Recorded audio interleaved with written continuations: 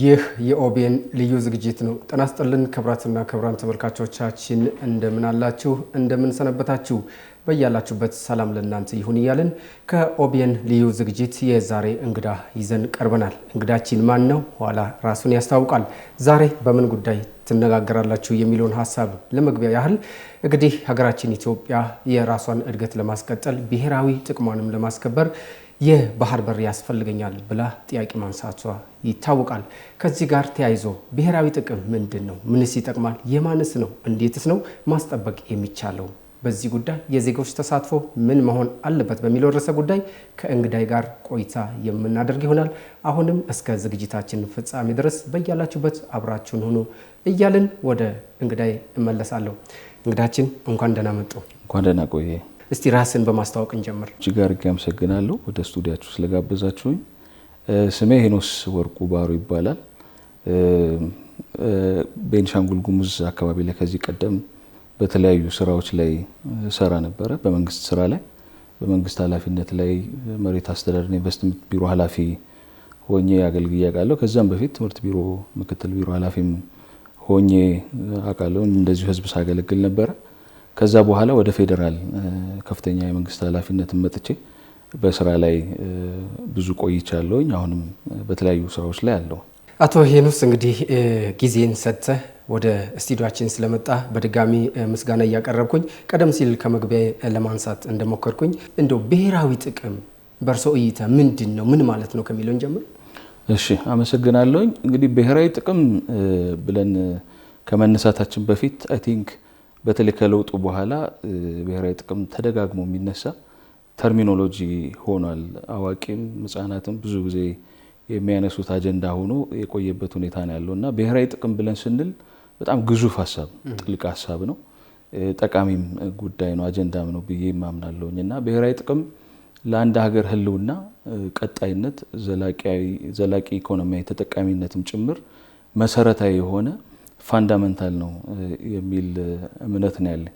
ሀገር እንደ ሀገር እንድትቀጥል ብሔራዊ ጥቅም ሊኖር ይገባል ማለት ነው እና ብሔራዊ ጥቅም በአጭር ቋንቋ የህዝብ የውል ፍላጎት ተደርጎ ሊታይ ይችላል። በዋናነት በተለይ በዓለም አቀፍ ግንኙነት ውስጥ የተለያየ የንግድ ልውውጥ ውስጥ ሀገር እንደ ሀገር ይዛቸው የምትወጣቸው ፕራዮሪቲ አጀንዳዎች ይኖራሉ። የመጀመሪያው የሉዓላዊነት ጉዳይ ነው። ከድንበር ጋር ተያይዞ የሉዓላዊነት ጉዳይ እንደ አንድ ብሔራዊ ጥቅም ተደርጎ ሊታይ ይችላል። ሁለተኛው ኢኮኖሚያዊ ጉዳዮች ናቸው። ኢኮኖሚያዊ ጉዳዮች ላይ በዓለም አቀፍ መድረክ ላይ አንድ ሀገር እንደ ሀገር ይዛው የምትወጣ ህዝብን የሚጠቅም አጀንዳ ይሆናል ማለት ነው እና በዋናነት ብሔራዊ ጥቅም ብለን ስንል ለአንድ ሀገር እድገት፣ ለአንድ ሀገር ቀጣይነት ጠቃሚ የሆነ ፕራዮሪቲስ ወይም ደግሞ የቅድሚያ የሚሰጣቸው አጀንዳዎች ናቸው የሚል እምነት አለኝ እና በዋናነት ቅድም እንዳልኩት ከድንበር ጋር ተያይዞ ሰላምና ደህንነትን በሚመለከት እንዲሁም ደግሞ ኢኮኖሚያዊ ጉዳዮች ላይም መሰረት የሚያደርግ ሆኖ በዛ ማዕቀፍ ውስጥ ሊታይ የሚችል ጉዳይ ነው። በጣም ጥሩ። እንግዲህ ጥሩ ሀሳቦችን አንስተዋል። ለአንድ ሀገር ብሔራዊ ጥቅም ለአንድ ሀገር መሰረት ነው ብለን ካነሳ ላይቀር ብሔራዊ ጥቅምንስ እንዴት ነው ማስጠበቅ የምንችለው የሚለው እናንሳ። ሀገር ብለን ስንል ያው ብዙ ጊዜ እንደሚታወቀው ጋራ ሸንተረሩን ተራራውን ማለታችን እንዳልሆነ ግልጽ ነው። ሀገር ብለን ስንል ህዝብ ነው። ህዝብ ደግሞ በሰላምና ደህንነቱ መረጋገጥ መቻል አለበት። ኢኮኖሚያዊ እድሎች በደንብ ተመቻችተው ወደ ብልጽግና ሽግግር መደረግ መቻል አለበት። ከዚህ አንጻር በደንብ ታሳቢ መደረግ ያለባቸው በርካታ ጉዳዮች ይኖራሉ። በተለይ ህዝብ እንደ ህዝብ ምንድን ነው የውል ፍላጎት የሚለውን ነገር በደንብ ማወቅ መቻል አለበት ማለት ነው። እሱን ለማድረግ የተለያዩ ተዋናዮች ይኖራሉ። የፖለቲካ አመራሩ አለ፣ ምሁራን በስፋት በዚህ ጉዳይ ላይ ትልቅ ተሳትፎና አበርክቶ ማድረግ ይኖርባቸዋል። ከዛም ባለፈ ደግሞ ዜጋ እንደ ዜጋ የሀገሪቷን የእድገት አቅጣጫ ማዕከል ባደረገ አግባብ ተሰናስሎ ብሔራዊ ጥቅሙን በሚያስጠብቅበት አግባብ ላይ ሊሰራ ይገባል ብዬ ነው የማስበውና ብሔራዊ ጥቅም ለመንግስት ብቻ የሚተው ለሆኑ አካላት ብቻ የሚተው ጉዳይ ሳይሆን ሁሉም የሚያገባው ሁሉም የሚመለከተው ከተራ አጀንዳዎች ወጥቶ ትልቅ ብሔራዊ ጥቅምን ሊያረጋግጥ በሚችል ጉዳይ ላይ የሁሉም ህዝብ ተሳትፎ ያስፈልጋል። በዛ መንገድ ሲሆን ነው የአንድ ሀገር ብሔራዊ ጥቅም ሊረጋገጥ የሚችለው ማለት ነው። ከዚህ ጋር አያይዤ ማነሳለሁት እንግዲህ ቀደም ሲል እንዳነሳ ነው የሀገራችን መንግስት የሀገርን ኢኮኖሚ ማሳደግ አለብኝ፣ የዜጎችን የኑሮ ሁኔታ ማመቻቸት መቻል አለብኝ፣ ከዛም ባሻገር ድንበርና ሉዓላዊነትን ለማስከበር ብሔራዊ ጥቅምን በጥቅልሉ ለማስከበር የባህር በር ጥያቄ ያስፈልገኛል የሚሉ ሀሳቦችን ተደጋግሞ አንስቷል። እነዚህም ቅቡልነት አግኝቶ እንግዲህ እየተገፋበት ነው የሚገኘውና ይህ ሀሳብ መነሳቱ ከወቅታዊነት አንጻርና ከአስፈላጊነቱ አንጻር እንዴት ገመገሙት? በጣም ጥሩ። አይ ቲንክ አጀንዳው እኔ መነሳቱ በጣም ጥሩ ነው የሚል እምነት ነው ያለኝ። በተለይ ክቡር ጠቅላይ ሚኒስትር ዶክተር አብይ አህመድ ከመጡ በኋላ በስፋት በጽሁፋቸውም በንግግርም ኢንተርቴን እየተደረገ ያለበት ጉዳይ ነው ያለው እና እኔ ከወቅታዊነቱ አንጻር በጣም ጊዜው ነው ትክክለኛው ጊዜ ነው የሚል እምነት ነው ያለኝ። በነገራችን ላይ የኛ ገናናነት የኛ እድገት ስልጣኔ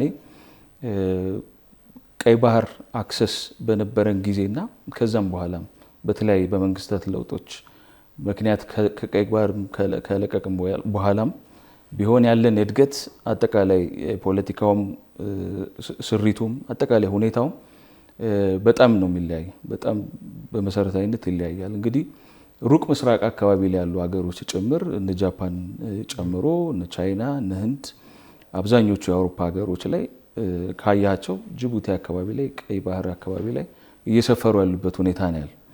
ስለዚህ ብሔራዊ ጥቅማችንን ከማረጋገጥ አኳያ በተለይ አንዱ ትልቁ ጠቃሚ የሚሆነው ብዬ የማስበው የባህር በር ጉዳይ ነው።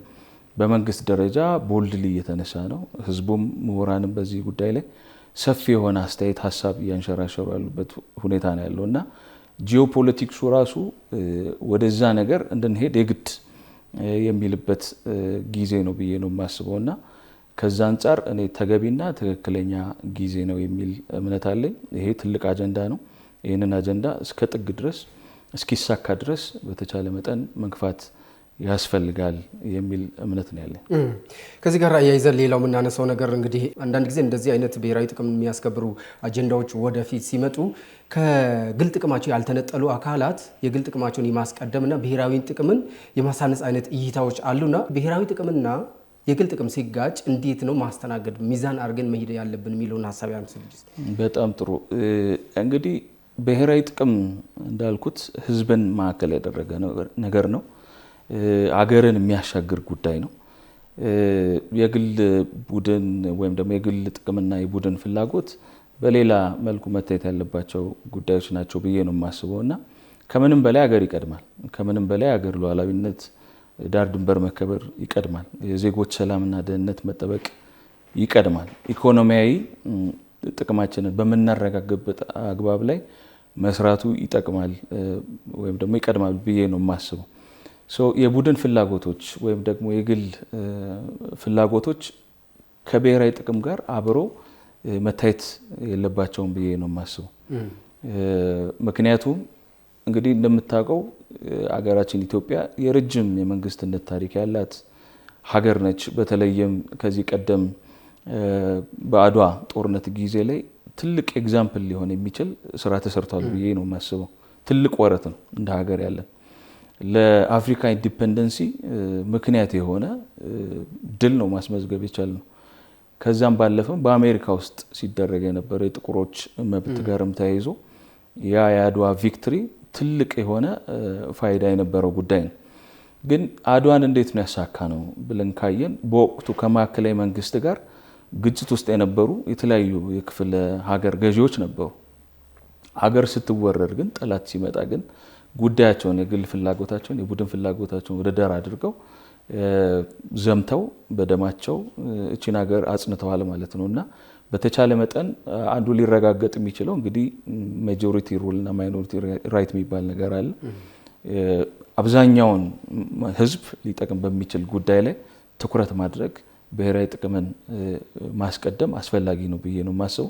በሁለተኛ ደረጃ ግን በመስዋዕትነት ጭምር ነው የሚረጋገጠው። ብሔራዊ ጥቅም በዛ አግባብ ነው የሚረጋገጠው ማለት። ስለዚህ የግል ፍላጎታችንን የቡድን ፍላጎታችንን ወደ ጎን በማድረግ ሀገር እንደ ሀገር እንድትዘልቅ ዘላቂ እንድትሆን በተቻለ መጠን መንግስት የሚያመጣቸውን አጀንዳዎች በተለይ እንደዚህ ብሔራዊ ጥቅም ሲሆን መተባበር ያስፈልጋል ብዬ ነው የማስበውና በዛ መንገድ ባላንስ መደረግ መቻል አለበት ብዬ አምናለሁ። ከዚህ ጋር ያይዘን ሌላው የምናነሳው እንዲህ ቀደም ሲል እርሶም እንዳነሱት የግል ጉዳይና ብሔራዊ ጥቅም አብሮ የሚሄዱ አይደለም። ምክንያቱም የግል ጉዳያችንን ብሔራዊ ጥቅም ውስጥ ማጫወት ይቻላል። ነገ ፍላጎታችን ማሟላት የምንችለው ሀገር የሚባለው ትልቁ ስዕል ሲኖር ነው ብዬ አምናለሁ እኔ በግሌና ከዚህ ጋር ያይዘን የምናነሳቸው ነገሮች ምንድናቸው? ልዩነት አለ። ልዩነት ተፈጥሯዊ ነው። ልዩነትን በአንድ ቀንም ማስወገድ አይቻልም። ችግሮች ሊፈጠሩ ይችላሉ በተለያዩ ነገሮች እና እንደዚህ አይነት ልዩነቶች ሲፈጠሩ እነዛ ልዩነቶችን በምን መልኩ ፈተን ነው ለብሔራዊ ጥቅም አንድ ላይ መቆም የሚገባን የሚለው እናንሳ። በጣም ጥሩ። ልዩነት እንዳልከው ተፈጥሯዊ ነው። አንድ አይነት ተደርገን አይደለም የተፈጠር ነው። ፊዚካሊም፣ በመልክም፣ በቆዳ ቀለምም፣ በቋንቋም እንግዲህ ኢትዮጵያ እንደምትታወቀው ከ80 በላይ ብሔር ብሔረሰቦች ያለባት ሀገር ነች። የተለያየ ቋንቋ ያለበት ሀገር ነው። የተለያየ እምነት ተከታይ ያለበት ሀገር ነው እና በፍጹም አንድ መሆን አንችልም። ማለት አንድነት ሲባል አንድ አይነትነት ማለት አይደለም። አንድነት ስንል ብሔራዊ ጥቅምን ማዕከል ባደረጉ ጉዳዮች ላይ አገርን፣ ሕዝብን በሚጠቅሙ ጉዳዮች ላይ አንድ መሆን ማለት ነው። እንግዲህ ልዩነቶች ሊኖሩ ይችላሉ። የፖለቲካ የሀሳብ ልዩነቶች በተለያየ አይነት መንገድ አንድ ሀገር እንዴት ትደግ በሚለው ጉዳይ ላይም የተለያየ አይነት መልከታም አታይም ሊኖር ይችላል። እሱን እያልን ሳይሆን በተቻለ መጠን በልዩነት ውስጥ ግን አንድነታችንን ጠብቀን በተለይ እንደዚህ አይነት ግራንድ የሆኑ አጀንዳዎች በሚወጡበት ጊዜ ላይ ተራ ፍላጎቶቻችንን ተራ የግል ፍላጎቶቻችንን በመተው በአንድነት መሰባሰብ ያስፈልጋል የሚል እምነት አለኝ እና አይ ቲንክ ልዩነት አንዱ የሚፈታበት አግባብ ውይይት ነው፣ መነጋገር ነው። ስለዚህ ከሰማይ በታች ባሉ ጉዳዮች ላይ ጠረጴዛ ላይ ጉዳዮቻችንን አጀንዳዎቻችንን አመተን መነጋገር፣ ልዩነቶቻችንን በዛ አግባብ መፍታት ያስፈልጋል የሚል እምነት አለኝ እና አይ ቲንክ እንደ ሀገር ጥሩ ነገር ነው የተነሳው። ያንን ነገር ኢንተርቴን ማድረግ ያስፈልጋል ብዬ ነው የማስበው። ከዚህ ጋር ያይዘን ሌላው የምናነሳው እንግዲህ ቀደም ሲልም እዛው ተመላልሼ እየተናገርኩኝ ነውና አንዳንድ ጊዜ እንደዚህ አይነት ትላልቅ ሀገራዊ አጀንዳዎች ሲመጡ ቀደም እንዳልነው የግል ፍላጎት ያላቸው ሰዎች ለወቅታዊ የፖለቲካ ፍጆታ ነው አይነት ኢሜጅ ይሰጣሉ እና ሕዝብን ከብሔራዊ ጥቅም የመነጠል አይነት ሀሳቦችን ሲረጩ ይታያል። እውን የባህር በር ጥያቄ የመንግስት የፖለቲካ አጀንዳ ነው፣ የሀገር ጉዳይ ነው? የባህር በር ጥያቄ በነገራችን ላይ የሀገር አጀንዳ ነው ብዬ ነው የማስበው። አፋሮች በጣም ታውቃለህ፣ ጀግና ህዝብ ነው አፋር ህዝብ። ምን ይላሉ? ቀይ ባህር የአፋር ነው፣ አፋርም ኢትዮጵያዊ ነው ይላሉ እና ይሄ ጠንካራ ብሂል ነው። በእያንዳንዱ ህዝባችን ውስጥ ሳይኮሎጂካሊ ጭምር ከቀይ ባህር ተነጥለን የምንኖር ህዝቦች አይደለም። በታሪክ አጋጣሚ ተገፍተን ሊሆን ይችላል፣ በተለያየ አይነት መንገድ ከዛ አካባቢ ርቀን ሊሆን ይችላል። አሁን ግን አስገዳጅ ሁኔታዎች እየመጡ ነው። የኢትዮጵያ ህዝብ ቁጥር እያደገ ነው። ኢኮኖሚያችን በጣም እያደገ ነው። ቀይ ባህር ፕሬዘንስ በጣም አስፈላጊ የሚሆንበት ጊዜ ላይ እንገኛለን። የተለያዩ ሀገሮች ቅድም ሜንሽን ለማድረግ እንደሞከርኩት የጦር ቤዝ እየመሰረቱ ኢኮኖሚያቸውን እዛ ላይ እየመሰረቱ ያለበት ሁኔታ ነው ያለው እና እኛም ተገለን ከዛ ተገፍተን የምንኖር ስላይደለን በተቻለ መጠን አይ ቲንክ የግል ፍላጎት ቅድም ለማንሳት እንደሞከርኩትኝ ወደ ጎን ማድረግ ያስፈልጋል። ስለዚህ ይሄ የመንግስት ወይም የፓርቲ አጀንዳ ሳይሆን የሀገር የህዝብ የዘመናት የቆየ ጥያቄም ተደርጎ ታሳቢ መደረግ መቻል አለበት። በተለይ እንግዲህ እንደ ዓለምም ከሚታወቁ ስልጣኔዎች መካከል አንደኛው የአክሱማይት ስልጣኔ ነው። በአክሱማይት ስልጣኔ ጊዜ የኢትዮጵያ ፕሬዘንስ ቀይ ባህር ላይ የነበራት ቆይታ ወይም በዛ አካባቢ ላይ የምታደርገው እንቅስቃሴ ይታወቅ ነበር። ትልቅ ኪንግደም ነበር። እስከ ህንድ ሌሎችም ሩቅ ምስራቅ አካባቢ ላይም ከአረቦች ጋርም የሚደረግ የንግድ ልውውጦች ነበሩ። ይሄ የታሪክ ድርሳናት የሚያሳይ ጉዳይ ነው። ስለዚህ እኛ ከቀይ ባህር ርቀን አያገባችሁም ተብለን የምንኖር ህዝቦች አይመስለኝም እና ሳይኮሎጂካሊም በዚህን ያህል ልክ በእኛ እድገት ላይ በእኛ ስልጣኔ ላይ ተጽዕኖ የነበረው ጉዳይ ነው። ስለዚህ በታሪክ አጋጣሚ ምናልባት ከ30 ምናምን ዓመታት በፊት አተነው ይሆናል። አሁን ላይ ግን ዲስ ኢዝ ዘ ራይት ታይም ብዬ ነው የማስበው። ክቡር ጠቅላይ ሚኒስትራችንም ደጋግሞም እንደሚያነሱት የተለያዩ ስራዎችም እየተሰሩ ነው። በነገራችን ላይ የባህር ኃይል መገንባቱ ከሀገሮች ጋር በጣም በመልካም መንፈስ ወደ ቀይ ባህር የምናደርገውን ጉዞ እነሱም እንደ ትክክል ነገር ቆጥረው ተቀባይነት አግኝቶ መውጣት መቻል አለብን ብዬ ነው የማስበው። ይሄ ሁሉንም ተጠቃሚ የሚያደርግ ነው። ህዝባችንን እንደ ህዝብ ተጠቃሚ የሚያደርግ ነገር ነው። ስለዚህ በዚህ አግባብ ሰው ተገንዝቦ ተረድቶ ድጋፉን ሊያሳይ ይገባል የሚል እምነት ነው ያለኝ። ከዚህ ጋር ያይዘን ሌላው የምናነሳው እንግዲህ ቀደም ሲልም እንዳነሳ ነው የሀገሪቱ መንግስት ያደገ የመጣውን ኢኮኖሚ ለማስተናገድ ከዛም ባሻገር ያደገ የመጣውን የህዝብ ቁጥርም ከኢኮኖሚው ጋር በሚዛን አስጠብቆ ለመሄድ የባህር በር አስፈላጊ ነው ብሎ ጥያቄውን አንስቷል እና እስካሁንም ድረስ በተለያዩ አግባቦች እየተካሄደ ነው የሚገኘውና ይሄ የባህር በር እንዴት ነው መመለስ የሚገባን? እስካሁን የኢትዮጵያ መንግስት እየሄደበት ያለው የዲፕሎማሲ ሂደቱን እንዴት አገኘው? እንዴት ገመገምከው? እንደ አንድ ምሁር እሱ ላይ ሀሳብ ይስጡኝ። በጣም ጥሩ። እንግዲህ ብሔራዊ ጥቅም አንዱ ሊረጋገጥ የሚችልበት መንገድ ዲፕሎማሲያዊ ግንኙነቶች ናቸው። እንግዲህ መንግስት እንደ መንግስት በነገራችን ላይ በታሪክም ወደኋላ መለስ ብለን ስናይ ኢትዮጵያ ሌሎችን የመውረር ፍላጎት ኑሯት አያውቅም። ኢትዮጵያ ሌሎችን ወግታም አታውቅም። ከመጡባት ብቻ ነው ሪስፖንድ የምታደርገው፣ ስታደርግም የቆየችው እንደዛ ነው። ሶ አይ ቲንክ አሁንም መንግስት የተለየ አቋም አለው ብዬ አላስብም። የሚያዋጣውን መንገድ ያ ነው ብዬ ማምናለሁኝ። ሶ የመጀመሪያው ጉዳይ ዲፕሎማሲያዊ ግንኙነትን በተቻለ መጠን ከሀገሮች ጋር አጀንዳው ሰብሮ ወጥቷል። በዓለም አቀፍ መድረኮች ላይም ኢትዮጵያ የባህር አክሰስ ይገባታል የሚል አይነት ኢሜጅም የተያዘበት የመጣበት ሁኔታ ነው ያለው እና ይህንን አጀንዳ ወደ መሬት ማውረድ የምንችለው አንደኛ ዲፕሎማሲያዊ በሆነ መንገድ ነው የሚል እምነት ነው ያለኝ። እንግዲህ ተደጋጋሚም በሚዲያም ክቡር ጠቅላይ ሚኒስትራችንም በምክር ቤት ላይም ቀርበውም ሲገልጹ እንደነበረው በሰጥቶ መቀበል መርህ ኢትዮጵያ እንግዲህ ብዙ ሪሶርሶች ያላት ሀገር ነች። እንግዲህ የህዳሴ ግድባችን አንዱ በጣም ፕራውድ የምናደርግበት ብዙ ዋጋ የተከፈለበት ጉዳይ ነው። እሱን ጭምር ነው ለድርድር ኢትዮጵያ እያቀረበች ያለችው። ትልልቅ ጉምቱ የሚባሉ ተቋማት አላት። የኢትዮጵያ አየር መንገድን ማንሳት ይቻላል። እሱንም ለድርድር መንግስት እያቀረበ ያለበት ሁኔታ ነው ያለውና ስለዚህ የዲፕሎማሲ ቁርጠኝነትን እያሳየ ያ በሰጥቶ መቀበል መርህ በዲፕሎማሲ መንገድ ማሳካት የምንችልበት እድል አለ ማለት ነው። ይሄ ጠቃሚ ነው። እንግዲህ በተቋም ደረጃም ካየ ነው የንግድና ቀጠናዊ ትስስር የሚል ኮንሰፕት ራሱ እኮ የመጣው ቀጠናውን ለማተራመስ ቀጠናውን በሚጠቅም አግባብ ኢኮኖሚያዊ ውህደት ፈጥሮ በተለይ ምስራቅ አፍሪካን የተሻለ ገበያ ለማድረግ ኢኮኖሚ ለመፍጠር የታለመበት ጭምር ሀሳብ ነው ያለውና ሰፊ ነገር ነው። ስለዚህ አንዱ የምናሳካበት መንገድ በዲፕሎማሲያዊ ነው የሚል እምነት አለ። ኢትዮጵያ የባህር በር በማጣቷ ምን ያህል ኢኮኖሚያዊ ጫና አስተናገደች? ብናገኝስ ምን ያህል ተጠቃሚ እንሆናለን የሚለውን እርሶም በኢኮኖሚክሱ ዘርፍ ትልቅ እውቀት ስላለ እስቲ እዛ ላይ ሀሳብ ያንሱልኝ። እሺ፣ ጥሩ ነው በጣም እንግዲህ አንዳንድ ጥናቶች እንደሚያመላክቱት የባህር በር ያላቸው ሀገሮች እና የባህር በር የሌላቸው ሀገሮች በጣም መሰረታዊ ልዩነት አላቸው ከኢኮኖሚም አንፃር ማለት ነው። ለአንድ ሀገር እድገት እስከ 30% አካባቢ ለጂዲፒ ኮንትሪቢዩት ያደርጋል ወደብ ቢኖር ማለት ነው እና በተለይ ኢትዮጵያ ውስጥ የምናያቸው የተለያዩ በተለይ ከዋጋ ንረት ጋር ተያይዞ ያሉ ጉዳዮች በአንድም በሌላም ከቀይ ባህር ወይም ደግሞ ከወደብ ጋር የተያዙ ጉዳዮች ናቸው። አኑዋሊ ከ$3 ቢሊዮን በላይ ለወደብ ኪራይ ታወጣለች ሀገራችን።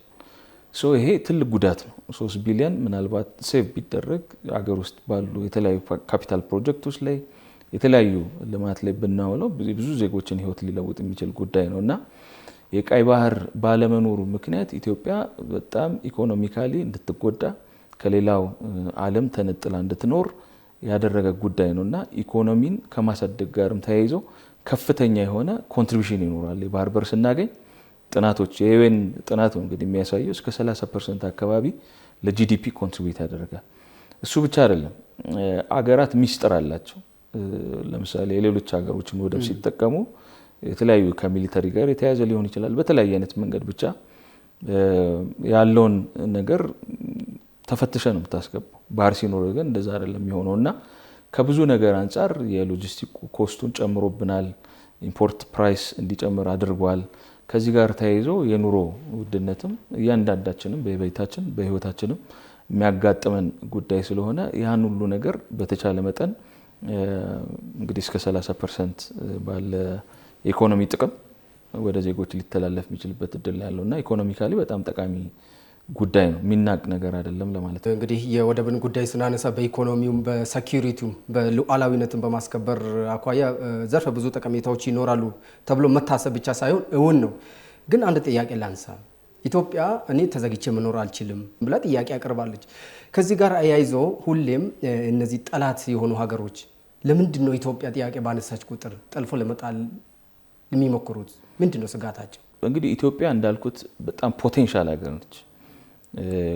እንግዲህ ከኢትዮጵያ እየተነሳ ግብፅን የሚያጠጣው አለን፣ ሱዳንን የሚያጠጣው አለን፣ ወደ ታች ኬንያ ለምሳሌ ኦሞን ማንሳት እንችላለን፣ ባሮ ወንዝን ማንሳት እንችላለን፣ አባይ ወንዝን ማንሳት እንችላለን፣ ወደ ሶማሌ አካባቢ ዋቢ ሸበሌን ማንሳት እንችላለን። እና ሁሉም ከኛ የሚሄደውን ከኛ የሚሻገረው ወንዝ ድንበር ተሻጋሪ ወንዞች በመጠቀም ነው ህይወታቸውን ልማታቸውን እያስቀጥሉ ያሉትና ኢትዮጵያ አይ ቲንክ ለሁሉም በዚህ ያህል ልክ ድጋፍ ስታደርግ ቆይታ ግን በአንጻሩ አመድ አፋሽ የሆነችበት ሁኔታዎች ናቸው ያሉትና በአንድም በሌላም ኢትዮጵያ እንዳታድግ ተጽዕኖ እንዳትፈጥር የመፈለግ ታሪካዊ ጠላቶቻችን እንግዲህ ይታወቃሉ።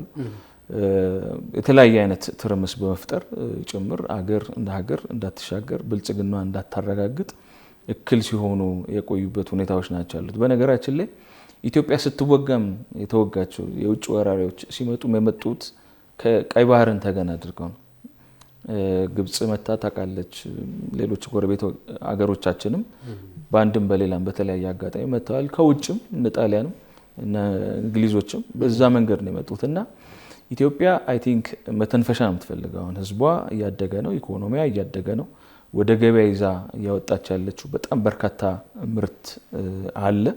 ስለዚህ እሱን መጠቀም ያስፈልጋል፣ ባህር ያስፈልገኛል እያለች ያለችበት ሁኔታ ነው ያለውና ይሄንን ነገር ተገንዝቦ ማገዝ ከኢትዮጵያ ጋር አብሮ መቆም አይ ቲንክ የሚያዋጣ መንገድ ይመስለኛል። ከዛ ውጭ የሚቆም ጉዳይ አይደለም። ይሄ ትውልድ እንኳን ቢያልፍ ቀጥሎ ያለው ትውልድ ይሄንን ጥያቄ የሚተው አይመስለኝም እና በጣም ዊዝደም በተሞላበት አግባብ በተለይ የጎረቤት ሀገራት መሪዎች ጉዳዩን ሲሪየስሊ ወስደውት ኢትዮጵያ የባህር አክሰስ እንድታገኝ ድጋፍ ማድረግ መቻል አለባቸው የሚል እምነት አለ።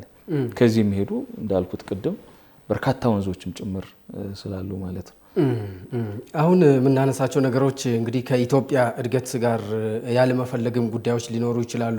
ምናልባትም እቺ ሀገር በዚህ በቀጠናው ላይ እንደዚህ አይነት የፈረጠመ ጉልበት ካወጣች የኛ ተደማጭነት ይቀንሳል አይነት ስጋት ኑሯቸው ሊሆን ይችላል ብለን እንገምታለን። ከዛ ባሻገር ከትናንት እስከ ዛሬ አባት አያቶቻችን እቺን ሀገር ሲያወርሱን ባንዳንም ባዳንም ታግለው ነው አይደለ? አሁን እነዚህ ጠላት የምንላቸው ሀገራት ዛሬም ባንዳንም ባዳንም ከማስታጠቅና ሴራ ከመጎንጎን አልወጡም። በምን መልኩ ነው ይሄን አይነት ሴራ መከላከል ያለብን የጠላቶቻችን የሚለውን ሀሳብ ያንሱልኝ። በጣም ጥሩ። እንግዲህ አሁን ማንም ተኝቶ አያውቅም ለኛ የሚል ጄነራል እንደዚህ አይነት ሀሳብ አለ። በተለይ ታሪካዊ ጠላቶቻችን ብለን ስንል ይታወቃል። አብዛኞቹ በሀገራችን ውስጥ ባሉ ልዩነቶቻችንን በማጉላት አገር እንድትተራመስ መንግስት ተረጋግቶ ስራውን እንዳይሰራ ህዝቡን እንዳያሻግር የተለያዩ ሴራዎች እየተጎነገኑ ብዙ ግጭቶች ብዙ ነገሮችን አስተውለን እናውቃለን። አይ ቲንክ ህዝባችን መንቃት መቻል አለበት ብዬ ነው የማስበው። ቅድም እንዳልኩት ብሔራዊ ጥቅም ስንል የውል ፍላጎት ነው፣ አገርን የሚያሻግር ጉዳይ ስለሆነ እዛ ላይ ትኩረት ማድረግ አስፈላጊ ነው ብዬ ነው የማስበው እና ከተራ አጀንዳዎች በመውጣት ትልልቅ ግራንድ የሆኑ አጀንዳዎች ላይ ትኩረት ማድረግ ያስፈልጋል የሚል እምነት አለኝ እና ልዩነቶች ይኖራሉ። ቅድም እንዳልኩት ልዩነቶች ኢንተርቴን መደረግ አለባቸው። እንግዲህ አይ ቲንክ ከለውጡ በኋላ ጥሩ የፖለቲካ ላንድስኬፕ ተፈጥሯል ብዬ አስባለሁ። ሰዎች የፈለጉትን ነገር ዲሞክራቲካሊ ተናግረው አሳምነው የሚገቡበት እድል ሁኔታ ተፈጥሯል የሚል እምነት ነው ያለኝ እና ያንን ነገር ማስቀጠል ያስፈልጋል። ስለዚህ ልዩነቶችን በዛ መንገድ እያስተናገድን በአገር ጉዳይ ላይ ግን የተለያዩ ሀገር ሴራን የሚመጡትን ሀሳቦች ኢምፖርትድ የሚደረጉትን አጀንዳዎች በደንብ ለይቶ መታገል ያስፈልጋል። በአንድነት ስንቆም ነው ሀገራችን ማሻገር የምንችለው ብዬ ነው የማምነው። አቶ ሄኖስ እጅግ አድርጌ አመሰግናለሁ። መጨረሻ ላይ እንግዲህ ማጠቃላይ የሆነን ዘንድ ከቆይታችን አንስተን ብሔራዊ ጥቅምን ለማሳካትና ሀገራችንን ለማሻገር የተጀመረው ተግባራቶች እውን እንዲሆኑ እኔ ጋር ቀረ ህብረተሰቡ ማንኛውም ዜጋ መድረስ አለበት የምትለው መልእክት ካለ በመልእክት እናጠቃለን። ኦኬ፣ መጨረሻ መልእክት የሚሆነው አንደኛ ለምሁራን ነው። ምሁራን ትልቅ ሚና ይኖራቸዋል፣ አስተዋጽኦ አላቸው የሚል እምነት አለኝና በተለይ ብሔራዊ ጥቅም በሚመለከት ቅድም ስንል እንደነበረው ልዩነቶችን ወደ ጎን በመተው ቴክኒካል በሆኑ ጉዳዮች ላይ ሀሳባቸውን፣ ጽሁፋቸውን፣ አበርክቷቸውን በደንብ ግንዛቤ ከመፍጠር ማኳያ በተለይ ህዝቡ ላይ ብዙ መስራት ይኖርባቸዋል የሚል እምነት አለኝ። ከዛ ባሻገር በተለይ የሚዲያ አካላት ሚዲያው በደንብ ይህንን ሀሳብ ማስተጋባትና ህዝቡ በእርግጥ እስካሁን ያለው አጠቃላይ ሂደት ጥሩ ነው፣ ብዙ ስራዎችን እየተሰሩ ያሉበት ሁኔታዎች ናቸው ያሉት። ዞሮ ዞሮ ግን ሚዲያ ከዚህ በበለጠም አጀንዳ ሆኖ እንዲወጣ በዓለም አቀፍም ዘንድ ተቀባይነት ከዚህ የበለጠ እንዲኖረው ከማድረግ ጋር ተያይዞ በደንብ ወደ ህዝቡ ዘንድ መቅረብ መቻል አለበት የሚል እምነት ነው ያለኝ። በደንብ ማስረጽ ያስፈልጋል። በሶስተኛ ደረጃ እንደ ህዝብ ወይም ዜጎች በተቻለ መጠን ልዩነቶችን ወደ ጎን በማድረግ ብሔራዊ ጥቅም በጣም ገዢ የሆነ ሀሳብ ስለሆነ የሀገርም የመንግስትም የሁላችንንም ህይወት የሚዳስስ የሚነካ ጉዳይ ስለሆነ እንደ አጀንዳ ክብደትነቱ ተቀብሎ ኢንተርቴን ማድረግ ከመንግስት የሚወጡ መመሪያዎችን ኤቭሪ ታይም ወይም ኤኒ ታይም ሬዲ ሆኖ እንዲጠብቅ ጭምር ነው ለማሳሰብ የምፈልገው። እጅግ አድርጌ አመሰግናለሁ። ኦኬ፣ በጣም አመሰግናለሁ። ክብራትና ክብራን ተመልካቾቻችን እንግዲህ ብሔራዊ ጥቅምና የዜጎች ተሳትፎ በሚል ርዕሰ ጉዳይ ከአቶ ሄኖስ ወርቁ ጋር የነበረን ቆይታ እስካሁን እየተከታተላችሁትን ይመስል ነበር። እንግዲህ ብሔራዊ ጥቅም የጋራ ጉዳያችን ስለሆነ ሁሉም ዜጋ ባለው አቅም ባለው እውቀትም በጉልበትም በጊዜው ደግፎ ሀገራችን መድረስ ያለባትን ቦታ እንድደርስ ሁሉም የድርሻውን ይወጣ ዘንድ ሁላችሁም በያላችሁበት የድርሻችሁን እንድትወጡ ከወዲሁ መልእክታችንን እያደረስን ፕሮግራሙን አዘጋጅቼ ያቀረብኩላችሁ ወንድፍራው ቲሳ ነበርኩኝ። በሌላ ጊዜ በሌሎች ልዩ ዝግጅቶች የምንገናኝ ይሆናል። እስከዛው ድረስ ሰላም ለእናንተ ይሁን። መልካም ቀን።